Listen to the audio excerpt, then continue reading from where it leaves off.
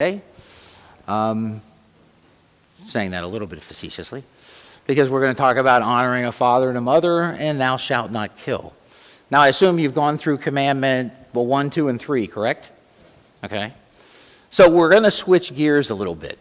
And I don't know if you've ever looked at the 10 Commandments in the way I sort of look at them, but I put them into two categories. And the first one, it's sort of the categories Jesus puts them in when he says, when he's asked about what the commandments of God are. And he says 2. Now, we're talking about 10 here. Jesus took it to 2. He said, love the Lord your God with all your heart, all your mind, and all your soul. And then love your neighbor as yourself. And so the first 3 commandments sort of take that to the first commandment that Jesus talks about. And then the other 7 are the second part. Love your neighbor as yourself.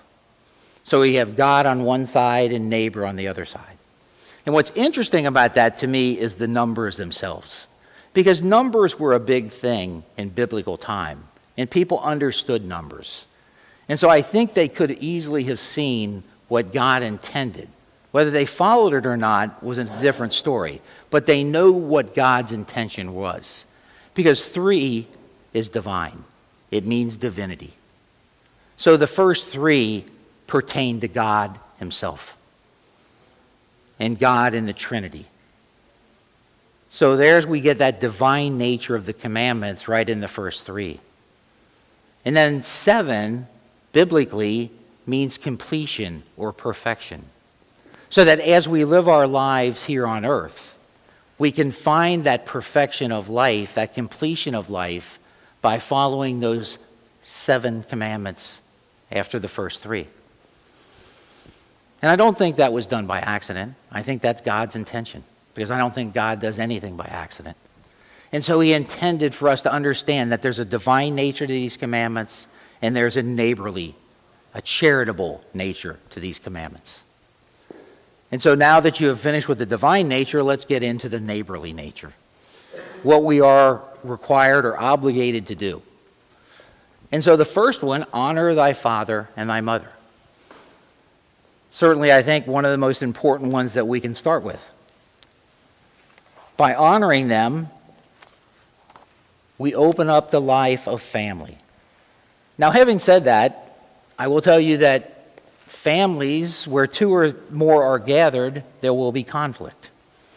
So anyone who thinks that their family, that the problems they have in their family is only theirs alone, that's not true. We all have seen family difficulties occur, and they will. But it doesn't take us away from this commandment. Because we hear in Exodus and Deuteronomy, honor your father and your mother, that your days may be long in the land which the Lord gives you. And in Luke, talking about Jesus, he was obedient to them. From Mark, the Lord Jesus himself recalled the force of this commandment of God. And then Paul the apostle says, children, obey your parents in the Lord, for this is right. Honor your father and mother, that it may be well with you and that you may live long on the earth. So this commandment opens up the second part of the commandments, the first part of the 7 commandments that have to do with charity. God has willed that for us, that we should honor our parents. Because the family, Christian in society, is that community that God establishes. And he establishes it with the consent of the spouses. Marriage and family are ordered for the good of society. And so the Christian family constitutes that beauty that we have in our lives. That communion. And we call the family the domestic church, especially the parents. And we call it that for a reason, because no matter what we do here at church on Sundays, we cannot replace the family for the teaching and instruction that they give. And so it becomes important for us to understand how valuable this is for parents, for children, to be able to communicate to each other in a civil, loving tone. Now, we are required to do duties. Now, what are the reasons that we honor our parents? One is their union with us.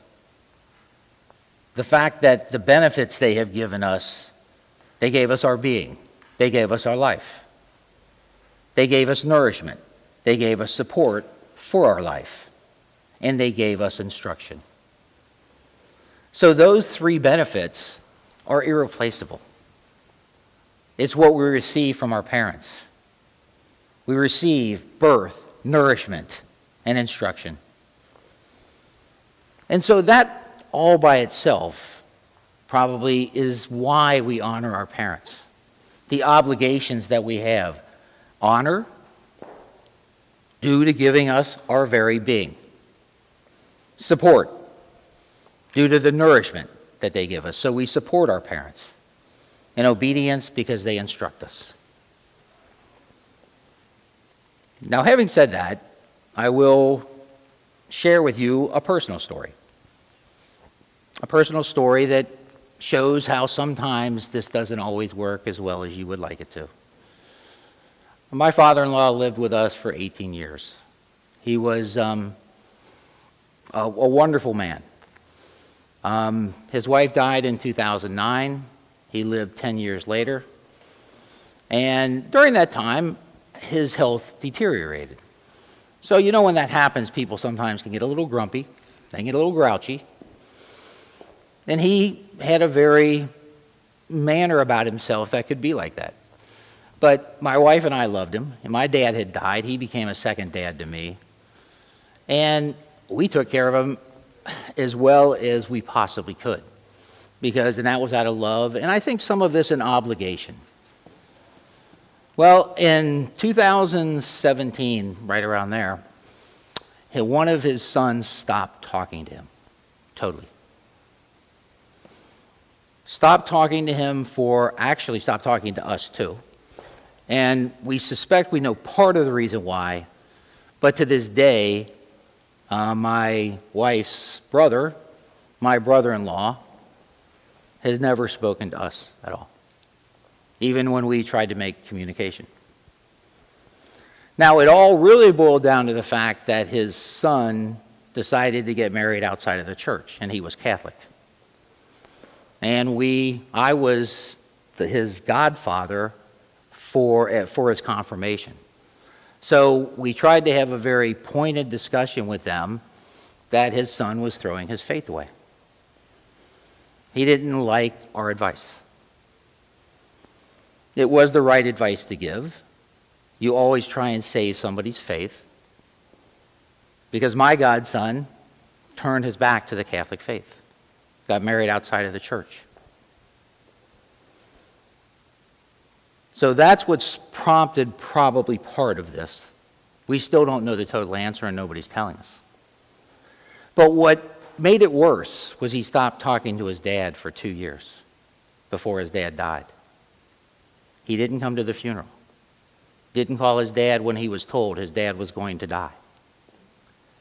Now, I'm not going to pass judgment on my brother-in-law, but I would question his decisions. Because to me, this would be an example of a hardness of heart. This would be an example of someone not following the fourth commandment. I pray for him.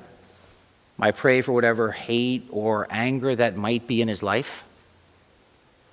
But it was real, and it hurt his father, because his father told us and said, I don't know why my son's not talking to me. And that hurts in the heart. That cuts through the heart. We tried every way we could. We tried to work through the other family members. Just nothing worked. And when he didn't show up for the funeral, I know I was hurt, but I was hurt for the fact that what it showed. I was hurt for him. Now, I hope he finds peace in his life, and I hope he can find a way to rectify what he did, but his own father died not knowing why his son wasn't talking to him. So that's what can happen in families. And it's real.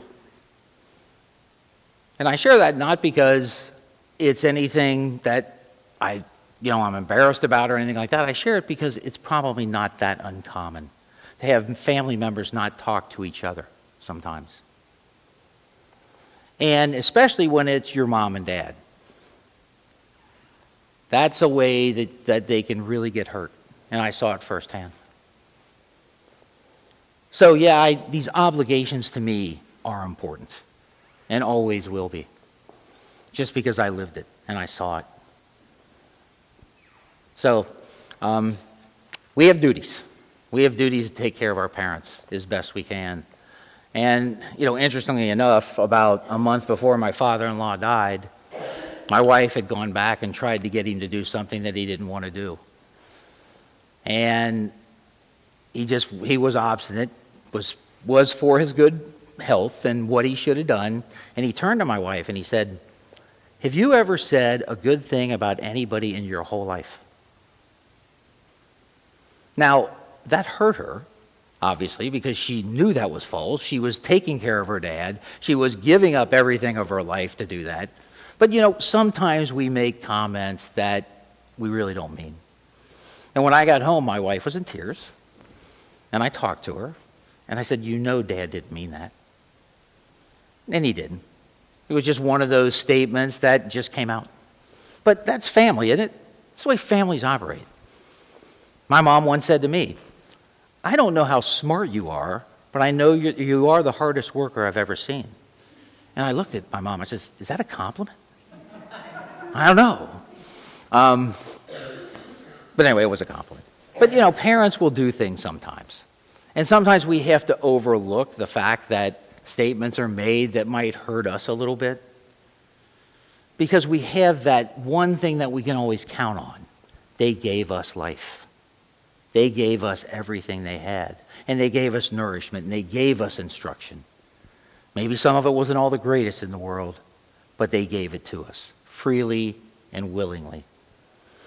And so honoring your father and your mother, I think, is important in our life and always will be. All right, so now that we have finished, any questions about honoring father and mother? Okay. I want to move on to a more mild topic. Thou shalt not kill. Especially in this world that we live in today. So John in chapter 10, verse 10 says, "I came so that they might have life and have it more abundantly." Choosing life. Obviously a topic that's very controversial today in so many different areas and how many people look at it. It was from Deuteronomy that God said, "I am offering you life or death, blessing or curse. Choose life then, so that you and your descendants may live." Choose life. That's God's call to all of us. Life and death are always before us, and always will be. In our imaginations, our thoughts, our gestures, everything that we have within our being. And the choice for life starts at an early age, in a deep interior place in our hearts. Am I going to carry a blessing in my heart, or am I going to carry a curse? And that's what we face today. That's what we face in our society today. When you look at our society, human life is not always sacred. Now, from God's perspective, human life is sacred. Because from the beginning, it involves the creative action of God. It is God's gift. Life is a gift from God. And it's a special relationship with our Creator, with our God. God alone is the Lord of life, from the beginning until the end. No one can, under any circumstance, claim for themselves that they have the right to destroy an innocent human being. God formed us in the womb. He knew us before we were born. That's what we hear from Scripture. So why do we end up where we are today? There are many, many ways that we can kill. Because we can kill by our own hand. We can kill by word. Really, really hard, tough words can kill. We can help others kill. We can consent to others' death. We cannot prevent someone else's death. Those are all part of the fifth commandment. We can kill body and we can kill soul. How do we kill a soul? We pull them away from God. We see that in our society today. Just recently, the newest figures came out that showed that Christians had dropped from 77% to 65% in our country. And that atheists and agnostics, those who don't believe in God or don't believe that a God exists, had risen from 17% to 26%. So within society, we're seeing a drop in faith. We're seeing an increase in those who question the existence of God. And it does become a challenge and an opportunity at the same time. The ways that you can kill body and soul: kill someone with a child, suicide. Now, I think we have 4 states so far in this country that have legalized euthanasia. Euthanasia, which they also call mercy killing. There is no way that those 2 words ever should go together in a sentence. There is no mercy to killing. It doesn't exist. But they will try and tell you that if someone is suffering and in pain, it is better to go ahead and end their life. That's in direct opposition to what God has called us to do. He has called us, thou shalt not kill. Not thou shalt not kill under certain circumstances. So this society we live in continues not to take all human life as sacred and thinks that it can, in some cases, make those decisions. And that is where I think we see society moving in the wrong direction. Now, why is this occurring? Probably due to anger. Anger is certainly a emotion that can actually be virtuous. Anger isn't always bad, but it's how it's controlled, and it's what happens with it. Whether it's judgment of reason, whether it's righteous, whether it's sinful. But sinful anger can be mortal. The direct opposite of the commandment, thou shalt not kill. The act of what it causes. Because anger diminishes our freedom. So we need to control the anger. We need to control its intensity, control its explosion, control it so that it does not lead to evil deeds. Now, when you look at the issues that we're facing, when you look at life itself, and you look at church teachings, we have Scripture, we have the Catechism, we have encyclicals. Humana Vitae came out by Pope Paul VI in 1968. Evangelium Vitae by Pope John Paul II in 1995. And Theology of the Body from St. John Paul II, which was a series of talks that he did from 1978 to 1983, now in books and taught across the nation and across the world. And Scripture tells us from Jeremiah, before I formed you in the womb, I knew you. Before you were born, I dedicated you. Psalms tells us, children too are a gift from the Lord. Genesis, be fertile then and multiply. God remembers Rachel and gave her the gift of a son from Genesis.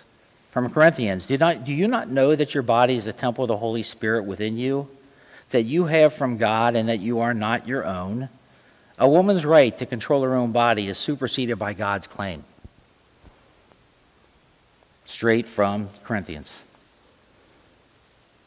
And so what you see in church teachings is a pretty established fact of when life starts. That it starts at conception, or actually before. And then when you look at biology, and I happen to teach 3 biology courses, and I have taken the time to be able to educate some of the teenagers about life itself, because since biology is the study of life, as soon as you have the egg and the sperm unite, and you have 2 cells become one, you have what's called a zygote. A zygote is defined biologically as life. So life begins right there, at conception. Biologically, spiritually, medically. So we know we have life. Thou shalt not kill is we don't take a life. So the first direct attack on life that we have within our society that is of immense importance is abortion. Because that is a direct attack on life itself.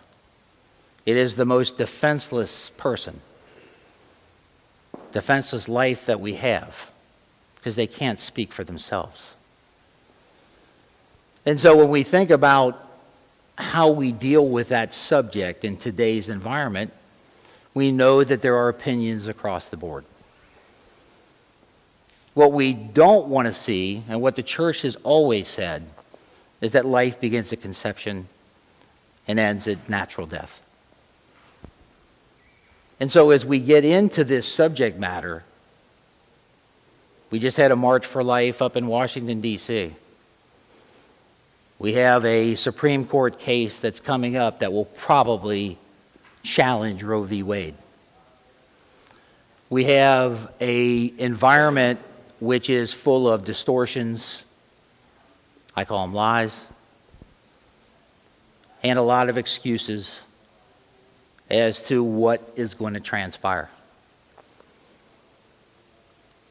But we have, I think it was just last week, we had the figures brought out by the world about how many deaths there were last year. And that was 58 million deaths in the world last year. Number 1 cause of death of those 58 million was cancer, 13%. What they did not include was the 42 million abortions that occurred last year. So the actual amount of deaths that occurred were 100 million. And 42% were abortions. By far the leading cause of death in the world. Now, I've been pro-life my whole life. I never changed. I remember when Roe v. Wade was passed in 1973.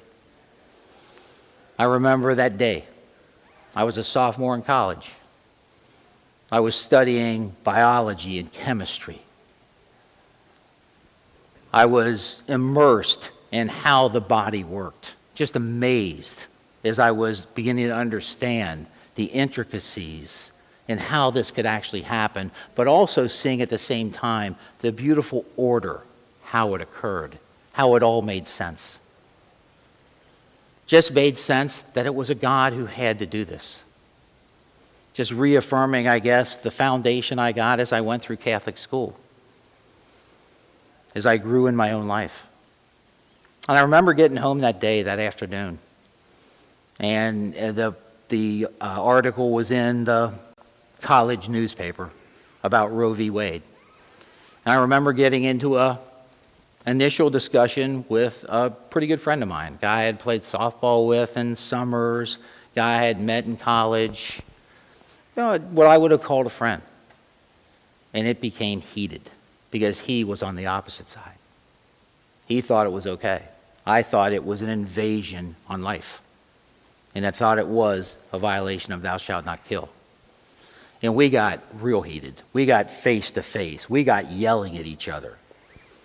And we got to the point that I clenched my fist because I thought it was going to come. And he said one thing right at the end.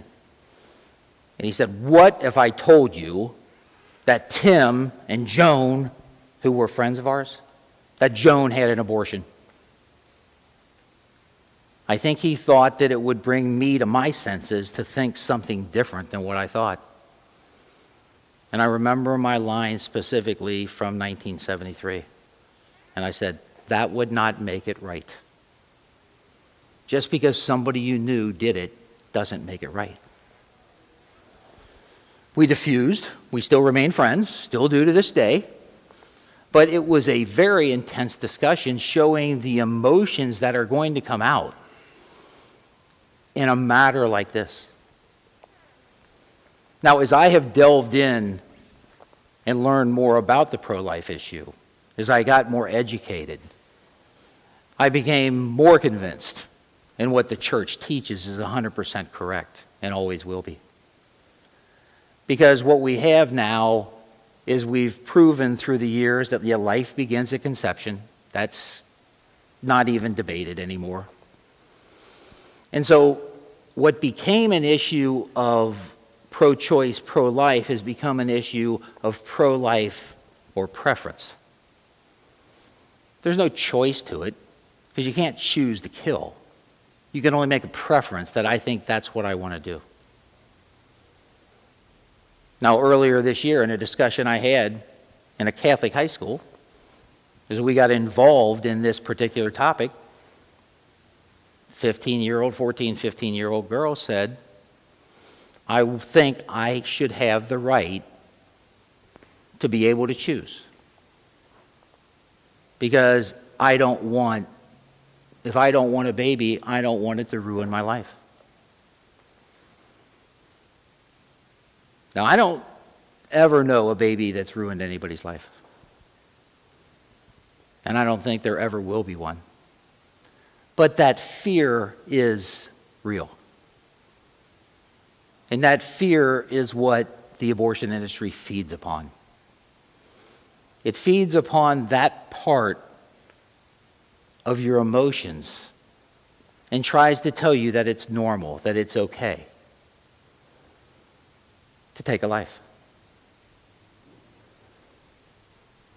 And that's where I continue to go back to as I look and debate this topic with so many people, is yes, we have issues we need to talk about. We need to take care of, especially single moms, probably better in our society than we do. We need to look and give support to these women who, out of fear sometimes, are going in to terminate their pregnancies. We need to find ways that we as a society don't continue to further move this subject along, but come to an answer where life is important. And then be able to take care of the people. And we can do that. But we can't keep continuing the same process of allowing life to be terminated and think that's okay. And the people on the other side do have strong feelings on it. So we continue to have to enter into dialogue with them where they will. And the pro-life people continue to get stronger and stronger. And the percentage gets higher and higher. I'm convinced Roe v. Wade will go down. That it will be struck down in the Supreme Court sometime in the future. And maybe this year. Because at the base of it is the fact that taking a life is never right. And never will be. And now the evidence is strong in the favor of when life starts. Now, going back to 1973 just for a moment, if you have delved into the topic enough, you will know that there was a man by the name of Dr. Nathanson who was one of the principal witnesses who supplied the data to the judges on the Supreme Court to make that decision.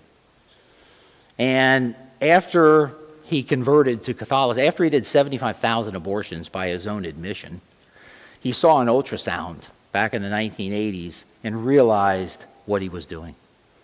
God's work, it had to be. And he converted to Catholicism and became a pro-life advocate. After he did that, he admitted to the world that he had lied about those figures in 1973. He had made them up so that the Supreme Court would think that abortion, backyard abortions as they called them back then, were far more common than they were. So the whole Roe v. Wade was predicated on a lie. The lies of a doctor, which even shows you even worse about what actually transpired back in 1973. So where we are today with that particular topic. But as Catholics, we strongly believe that Roe v. Wade should be overturned. That life being taken is not correct and never will be. And we don't just stand there with just abortion, euthanasia. We stand there for murder, obviously, suicide, even the death penalty. And so what we have as a faith is a faith that believes in life all across the board. It's just that right now abortion is the biggest perpetrator of death. I usually don't call them pro-choice or reproductive right people. I call them culture of death people, because they are perpetuating a culture of death within our society. And that's the challenge that continues to face us. The victims are the women. Women are victims of this. And that's why we need more support for our ladies. And what we have to be able to do is figure out how we're going to do that and give them the support and help they need. Then we can put this issue to rest. Now, having said that, when Roe v. Wade does get overturned, which I'm convinced it will, hope I'm right, it will not go away. It will go back to states. And that's where, here in Tallahassee, I'm a little concerned when I see that Planned Parenthood builds a huge facility out on West Tennessee Street. Planned Parenthood being the biggest provider of abortions in the country. I don't know if anybody's ever seen the movie Unplanned. Has anybody ever seen that? Okay. Very strong, dynamic movie that tells about a woman named Abby Johnson who ran a Planned Parenthood and then left, converted to Catholicism. But there was one scene in there that I will never forget. And it's a scene where the CEO or whatever, whoever it was telling all of the people gathered in a meeting that they needed to increase abortions the following year. And they needed it because they needed money to build a new facility. And Abby raised her hand and said, "I thought we were here to help the women, not push abortions." And there was a pregnant pause, and then you switch to the next scene. The next scene was the CEO berating Abby Johnson, telling her that, "I thought you were better than this. I thought I could count on you. I thought you would back up everything I said." And you could see Abby, just shrinking as she's being berated by her boss. And then she said, "I want you to remember one thing, Abby. McDonald's does not make their money selling hamburgers. They make it selling French fries and Coke." And then she said the unthinkable phrase that I'll never forget. "Abortions are our French fries and Coke." How you can take life and compare it to a profit margin. How you could take life and compare it to food, to me, is unthinkable. But it shows what they do. It shows their mentality. It's that they don't value life at all. They value their profit. They value their money.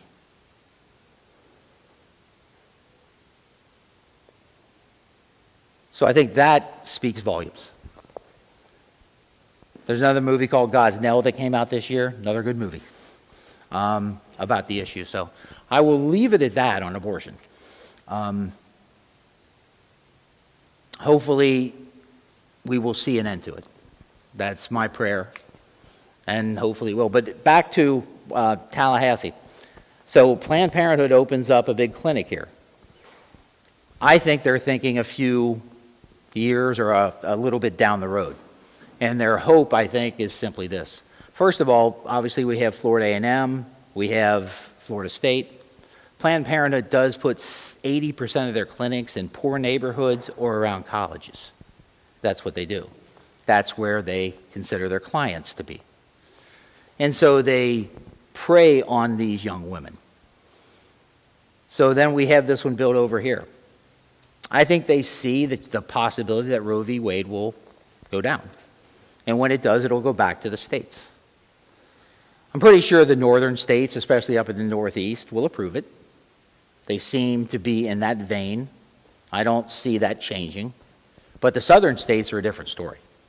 Louisiana, Mississippi, Alabama, Georgia, Tennessee. Most of those states, I think, would not allow abortion. They have plenty of very strict laws anyway. And I think they just make them stricter. And I think their hope is that Florida allows it. And guess where all the people from the South would come? That's why I think it's there. I think they're hoping for that. So I hope Florida does a better job. Because I think the other states will ban it. And hopefully we will follow suit. But we will see. Okay, so yes, question.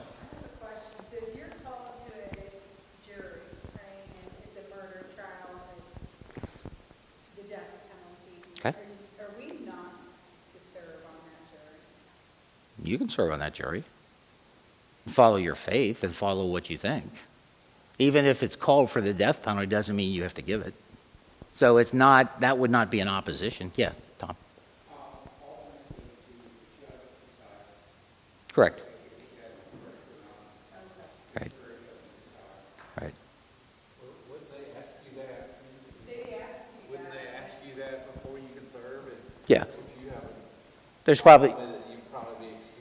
probably a good chance they would not let you on the jury because they're going to ask you whether you believe in the death penalty or not. And if your answer is no, prosecutor would want you on and defense would say kick him off. It would take a while probably to get a jury on a death penalty case. The problem with Florida that we had, and I think that's changed now, was that Florida had a law that said it only took a majority for the death penalty. So you could have a 7-5 vote, not a 12-0 vote, since Florida still allows the death penalty. But I think they've changed that to unanimous now. Thank God for that. Obviously we've seen innocent people who've been convicted of the death penalty and put to death. The church's teaching on the death penalty, and I have a handout and I won't cover everything on it, you can read it at your convenience, is simple. Is that we don't think in today's society that there is a reason to use the death penalty. That we aren't giving a criminal a chance to be rehabilitated, to be sorrowful for their sins, and that we're making the decision to kill, which goes against the fifth commandment, thou shalt not kill. We don't think that killing another life that had killed is the right approach to take in today's world. Now, having said that, if you go back to the church fathers teaching on it, go back to St. Augustine. St. Augustine was one who thought the death penalty was okay. So as a church, we've evolved a little bit as time has gone on, but just think St. Augustine was in the 3rd century. We're talking two totally different animals between the 3rd century and today. How far we've advanced, how far we've come. Now, I also understand the people who believe in the death penalty, that the heinous crime that was committed. And just think, if someone took the life of someone you loved, how are you going to feel? Anger, hurt. And anger, big time, right? I don't think I'd be any different. I don't care what anybody says. If someone took the life of my wife, I'd be mad. And I would want justice. But I would have to temper that justice with my faith. And I actually had that situation in front of me. I'm a golfer, and I was playing golf one day. Yeah, go ahead. It's kind of on top of what you're talking about. Yeah. My granddad is a criminology professor at FSU, big anti-death penalty person, not religious at all. He testified in the sentencing hearing of Ted Bundy And so he did a bunch of research around the death penalty, whether or not it should or should not be applied in that trial. And through his research, he found that not giving him life in prison as opposed to the death penalty would have more of a long-term effect on future serial killers.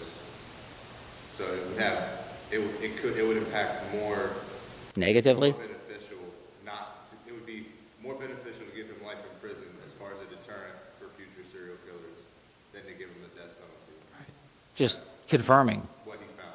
Yeah, confirming what, thank you for that. Thank you for sharing that. Because obviously we know Ted Bundy, that was not a nice man. I mean, that's as heinous and horrific as you can get, right? It is. And the serial killers are like that. And, yeah. Well, I also read in his book, not how he wrote the book, but the stranger beside me, he chose to come to Florida because they did have the death penalty. So in a way, I think he might have wanted the death penalty. And so what would you do in that situation if somebody wants to? I mean, there are prisoners that want to die because they're honestly sorry for what they've done and that they feel like the punishment is just. Well, and they may feel that, but that doesn't give us the right to take it. That may be their feeling, but we still have the feeling that all life is sacred, and it's till natural death. And as was stated over here, there is a lot of evidence that them being in prison for life is the punishment that they should have, so they can sit there and think about what they've done and maybe find some remorse and get some help and rehabilitate, be sorry for their sins, so that they can, as we know by the thief that was next to Jesus, so they can still attain heaven and still receive eternal salvation. If we take their life and they're not remorseful, would they have that chance? So once again, I think we try and do what we were taught and follow the example of Jesus. But, I have one more question. yeah, go ahead. Yeah. So, in order for a death warrant to actually be applied in Florida, the governor has to sign off on it. Correct. If the governor is Christian, how would he morally sign the death warrant? Good question. Obviously, because of the issue that they're looking at it from the perspective of protecting society. And they're saying that warrants, the protection of society warrants that. How they come to that conclusion, I can't tell you, because I can't come to that conclusion. I couldn't do what they do. My belief is a strong belief that thou shalt not kill. But somehow they justify the protection of society, which is part of their responsibility, that justifies signing that. I don't agree with it, and I think we need to continue to have dialogue on it and try and change it. But you're going to have to, my journey in pro-life, I struggle with the death penalty. I will tell people that. I struggle with the fact that a heinous crime that could be committed, that we would reach a point that we don't want that person, that it was just to be able to take that life. And then I started trying to logically think my process through. And I realized that if I was going to say that I am pro-life, then I'm going to have to live that life. And I'm going to have to come on board and not believe in the death penalty. So I sort of evolved not from a religious teaching of it, but from a logical progression. If I'm going to call myself pro-life, I need to be pro-life everywhere, not just sometimes here and sometimes here. And that's how I came to rationalize in my own mind how the death penalty was incorrect. Then I started reading into it and reaffirmed that how I had arrived at that decision was correct. So I can absolutely, without a shadow of a doubt, say I'm pro-life for everything. I think if you advocate for the death penalty, it becomes a little harder issue, because now you are trying to argue that all life is good except this, because this was so heinous. But we don't have that choice. That's God's choice. And so that's how I came sort of around to being a strong believer that the death penalty was wrong. And that I could advocate pro-life in every facet of my life. As I was saying right before you asked that question, I'm a golfer. And I was playing golf one day, and this is where sometimes you have to be really strong in your convictions and understand how you can say what you say. I was playing really well that day, and it's really fun when you're a golfer and you're playing really well. It's a nice game to play. And I was hitting the ball right down the middle of the fairway, and I was hitting it on the green, and I was sinking putts. And I was going to shoot the best first 9 holes I'd ever had on this golf course. And I get to the 9th hole, pretty wide open. I said, I can hit this down the middle of the fairway. On the left side, though, is trees and then out of bounds. And what do? I put a bad swing on it and duck hook it right out of bounds. So now my game, and when you do that, you mentally just kill yourself in the game of golf. So now I'm just trying to recover from that. I walk off all angry at myself for making a bad swing, only thinking about the game of golf. And a really good friend of mine says, Mark, what do you think about the death penalty? I said, Bob, I just duck hooked it out of bounds. I'm not even thinking about the death penalty. But now that you bring it up, let me tell you. And I told him, I said, I don't believe in the death penalty. And I told him why, just sort of what I just told all of you. And so by being or getting to the point of understanding the issue and how I've come around in my life to understand what it means to be pro-life in every facet of life, I was able to answer that question, and thank God, because God gave me the answer too. Because the last thing I was ready to answer at that day was a question on the death penalty. But that's where it does take really understanding faith and understanding what goes on within every part of faith that becomes important, because then you can answer those questions or those tough questions when they're put in front of you, and you can be convicted about it. And you can do it with love. You can do it nicely. The one thing we always tell people, and I've always been taught, if I'm ever out talking to somebody about life, is do it with love. You can't fight against love. It's impossible. And that's one of the reasons I think you've seen in many, many cases, we see protesters in front of abortion clinics. And you see many women who will change their mind because they suddenly recognize that the people are trying to help them. And that help is greatly appreciated. So indirect attacks on life, terrorism, violence, torture, racism, bigotry, sterilization, social injustice, addiction, substance abuse, inattention to the health of others, and hatred. There's so many ways in our society we see that today. And those are the challenges that we face within society. And every one of those, I think we can look and see examples of where they happen. And so the challenge we face as we continue to look at the fifth commandment is it's not just about one issue. It is so many different issues all rolled into one. And that to me is, the fifth commandment to me is the biggest challenge in society. And always will be.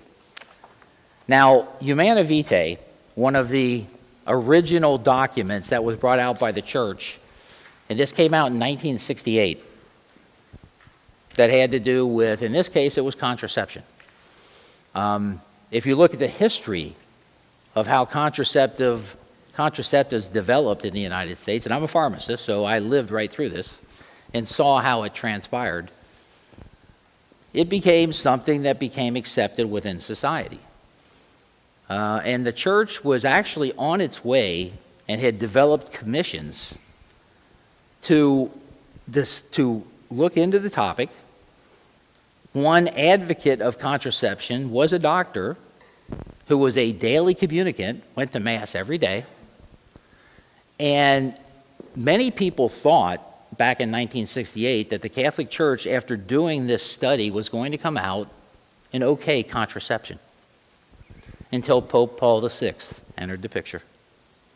And Pope Paul VI really delved into the topic.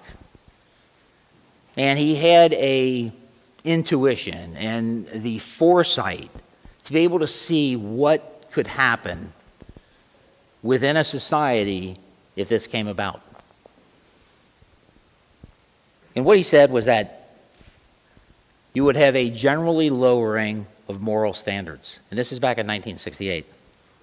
You would have a rise in infidelity and illegitimacy. You would have the reduction of women to objects used to satisfy men. And you would have government coercion in reproductive matters. Now, when you think of those things being stated in 1968, and you look at what transpired from 1968 to today, he was a prophet. Everything he said came true. Everything he did and said about the topic became reality. All of that transpired. So what he was trying to warn society is if you go down this path, you are attacking life. You are attacking what God intended from the very beginning. And you're going to end up with a lot of problems. Perfect. There were 2 sexually transmitted diseases back then, syphilis and gonorrhea. Right now there's 16 and rising. So what we have happened to a society is we've taken a society and the life of a society and we've complicated it. So when you look at the teachings of the church, when it has to do with all these matters of life, the church is continually being proven right, even with all the criticism we've received over the years and continue to receive. And so that's the beauty of the Catholic Church and all of its teachings, is it's based on Scripture, it's based on what Christ brought to us, and it's based on reality. And that just, I think, affirms what I've always thought. Now, having said that, we also have self-defense and war that enters the picture, right? We cannot ignore those components. Self-defense is love toward oneself remains a fundamental principle of morality. We have to love ourselves first. Therefore, it is legitimate to insist on respect for one's own right to life. So you are able to defend your life. You're not guilty of murder if you're forced to deal an aggressor a lethal blow. Just want to make sure that everybody understood that. That the church is not saying that you can't defend yourself in matters of situations. And that applies to governments too.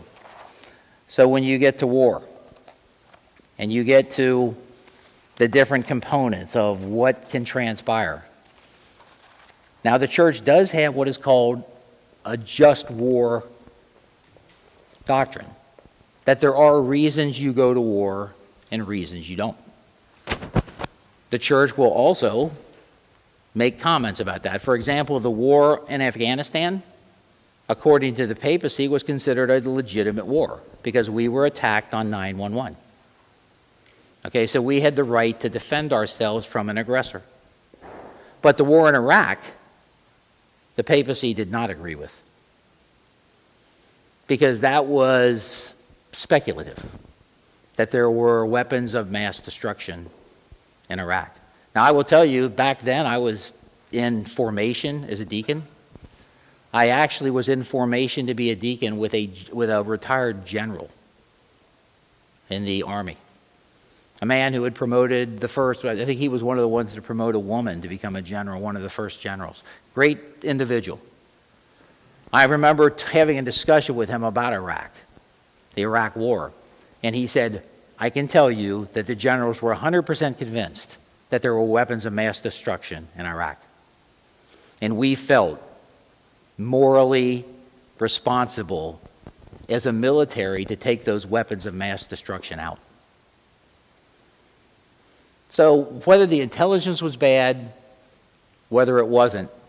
But the papacy felt that we should have used other means other than war. And maybe we should have. We obviously lost a lot of lives in Iraq. We're still over there now.